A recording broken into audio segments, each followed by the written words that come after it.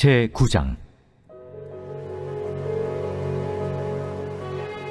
내가 보니 주께서 제단 곁에 서서 이르시되, 기둥머리를 쳐서 문지방이 움직이게 하며 그것으로 부서져서 무리의 머리에 떨어지게 하라. 내가 그 남은 자를 칼로 죽이리니 그 중에서 한 사람도 도망하지 못하며 그 중에서 한 사람도 피하지 못하리라. 그들이 파고 수올로 들어갈지라도 내 손이 거기에서 붙잡아낼 것이요, 하늘로 올라갈지라도 내가 거기에서 붙잡아낼 것이며, 갈멜산 꼭대기에 숨을지라도 내가 거기에서 찾아낼 것이요, 내 눈을 펴여 바다 밑에 숨을지라도 내가 거기에서 뱀을 명령하여 물게 할 것이요, 그 원수 앞에 사로잡혀 갈지라도 내가 거기서 칼을 명령하여 죽이게 할 것이라. 내가 그들에게 주목하여 화를 내리고 복을 내리지 아니하리라. 주 만군의 여호와는 땅을 만져 녹게 하사 거기 거주하는 자가 애통하게 하시며, 그 온 땅이 강에 넘친같이 솟아오르며 애굽강같이 낮아지게 하시는 이요, 그의 궁전을 하늘에 세우시며 그 궁창의 기초를 땅에 두시며 바닷물을 불러 지면에 쏟으시는 이니 그 이름은 여호와시니라. 여호와의 말씀이니라. 이스라엘 자손들아, 너희는 내게 구슬 족속 같지 아니하냐? 내가 이스라엘을 애굽 땅에서 블레셋 사람을 갑돌에서 아람 사람을 기르에서 올라오게 하지 아니하였느냐? 보라, 주 여호와의 눈이 범죄한 나라를 주목하노니 내가 그것을 지면에서 멸하리라. 그러나 야곱의 집은 온전히 멸하지는 아니하리라. 여호와의 말씀이니라. 보라, 내가 명령하여 이스라엘 족속을 만국 중에서 체질하기를 채로 체질함같이 하려니와 그 한 알갱이도 땅에 떨어지지 아니하리라. 내 백성 중에서 말하기를 화가 우리에게 미치지 아니하며 이르지 아니하리라 하는 모든 죄인은 칼에 죽으리라. 그날에 내가 다윗의 무너진 장막을 일으키고 그것들의 틈을 막으며 그 허물어진 것을 일으켜서 옛적과 같이 세우고, 그들이 에돔의 남은 자와 내 이름으로 일컫는 만국을 기업으로 얻게 하리라.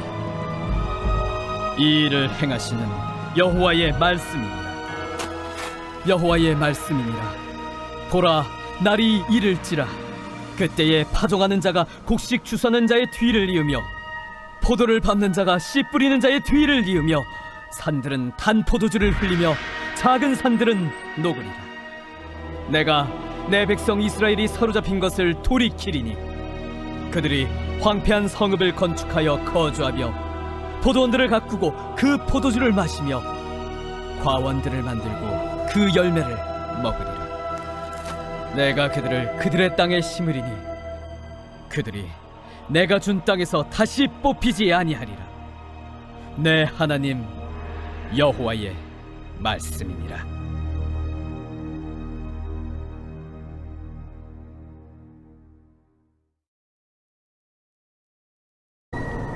내가 봄에 또 다른 짐승이 땅에서 올라오니 어린 양같이 두 뿔이 있고 용처럼 말을 하더라.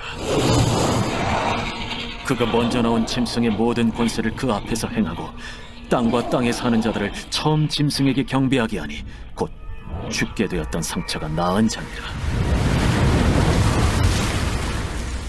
큰 이적을 행하되 심지어 사람들 앞에서 불이 하늘로부터 땅에 내려오게 하고, 짐승 앞에서 받은 바 이적을 행함으로 땅에 거하는 자들을 미혹하며 땅에 거하는 자들에게 이르기를 칼에 상하였다가 살아난 짐승을 위하여 우상을 만들라 하더라. 그가 권세를 받아 그 짐승의 우상에게 생기를 주어 그 짐승의 우상으로 말하게 하고, 또 짐승의 우상에게 경배하지 아니하는 자는 며칠은지 다 죽이게 하더라. 그가 모든 자, 곧 작은 자나 큰 자나 부자나 가난한 자나 자유인이나 종들에게 그 오른손이나 이마에 표를 받게 하고, 누구든지 이 표를 가진 자 외에는 매매를 못하게 하니 이 표는 곧 짐승의 이름이나 그 이름의 수라. 지혜가 여기 있으니 총명한 자는 그 짐승의 수를 세어보라. 그것은 사람의 수니 그의 수는 666이니라. 오늘 말씀 가운데 제 마음에 와닿은 구절은 요한계시록 13장 16절 17절 말씀입니다. 제가 그 부분을 다시 한번 읽겠습니다. 그가 모든 자 곧 작은 자나 큰 자나 부자나 가난한 자나 자유인이나 종들에게 그 오른손에나 이마에 표를 받게 하고 누구든지 이 표를 받은 자 외에는 매매를 못하게 하니 이 표는 곧 짐승의 이름이나 그 이름의 수라. 오늘 본문인 요한계시록 13장 11절부터는요, 땅에 올라온 짐승에 대해서 말씀을 합니다. 지난 12장에 나온 붉은 용이 사탄을 나타내고, 또 13장 1절에서 나온 그 바다로부터 올라온 짐승이 저 그리스도를 나타낸다면, 오늘 본문에 나오는 땅에서 올라오는 이 짐승의 정체는 거짓 선지자입니다. 하나님께서 성부, 성자, 성령 하나님 그 삼위일체로 이렇게 계시는 것을 모방해서 사탄도 이렇게 사탄과 또 이제 적그리스도, 거짓 선지자 이렇게 연합을 하는 것입니다. 11절 말씀을 보니까요, 이 땅에서 올라온 거짓 선지자 짐승은 어린 양같이 두 뿔이 있다, 그렇게 말씀을 하고 있죠. 어린 양은 예수님을 말씀하는 것인데, 이 거짓 선지자는 겉모습부터 예수님을 모방할 것을 이제 말씀을 하는 것입니다. 그래서 이 짐승은 이제 광명한 천사의 모습으로 나타나서 이제 하나님의 백성들을 미혹하고 또 말씀을 왜곡하는 것이죠. 그뿐만 아니라 이적도 행한다고 말씀을 합니다.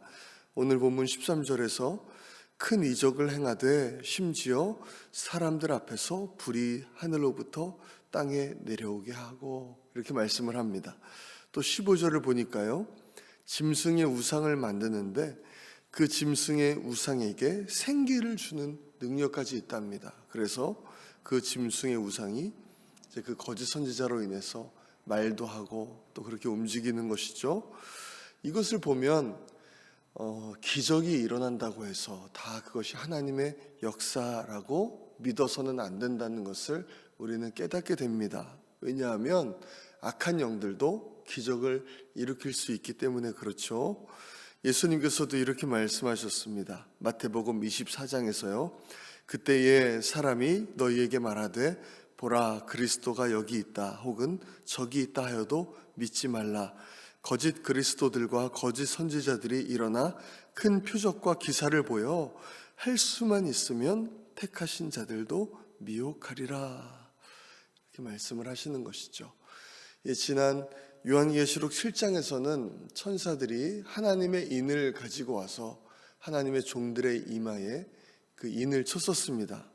이와 같이 오늘 본문에서는요, 사탄도 자신들을 따르는 사람들에게 오른손이나 이마에 표를 받게 하는 것을 우리는 볼 수가 있습니다. 그 표는 짐승의 이름이나 그 이름의 수다, 그렇게 말씀하는데요, 그 수가 666 이렇게 말씀을 합니다. 이것이 무엇인지 지금으로서는 명확하게 알 수가 없습니다. 그렇지만 그때가 되면 이제 모든 사람들은 분명히 알게 될 것입니다. 어떤 사람이 하나님의 사람인지, 딱 하나님의 사람이 아니라 사탄에 속한 사람인지를 딱 그것만 봐도 이제 분명하게 알 수 있을 거예요. 중요한 것은 그 표가 없으면 이제 경제 활동을 할 수가 없게 된다는 것이죠. 이제 마지막 때가 되면 사탄은 이제 전 세계의 경제권을 가지고 이제 사람들을 통치할 것입니다. 사고 팔지 못하면 어떻게 살 수가 있겠습니까? 사람들은 이제 먹고 살기 위해서, 생활을 영위하기 위해서 이제 어쩔 수 없이 짐승을 경배하고 그리고 그 표를 받게 되는 것이죠. 그렇기 때문에 짐승에게 경배하지 않는 하나님의 사람들, 그리고 그 표를 받기를 거부하는 사람들은요, 틀림없이 경제적으로 큰 어려움을 겪게 될 것입니다. 이 표를 받으면요, 잠시 동안은 그런 어려움 또 고통을 받으면서 살지 않아도 될 거예요. 그렇지만 그 짐승의 표를 받는 사람들은 영원한 하나님의 진노를 견뎌야 할 것입니다. 요한계시록 14장 11절은 이렇게 말씀합니다. 짐승과 그의 우상에게 경배하고 그의 이름표를 받는 자는 누구든지 밤낮 쉼을 얻지 못하리라. 사탄은 이 세상에서의 우리의 육신의 생명밖에는 주장하지 못하지만 하나님께서는 영원한 삶에서를 우리를 주장하실 수 있는 것이죠. 핍박을 면하기 위해서 또 생활을 영위하기 위해서 짐승의 표를 한 번 받는다면 그것은 절대로 돌이킬 수 없습니다. 이 세상에서의 삶은 정말 중요하죠. 그렇지만 그 중요성은 영원한 하늘나라에서의 삶과는 도저히 비교할 수 없을 것입니다.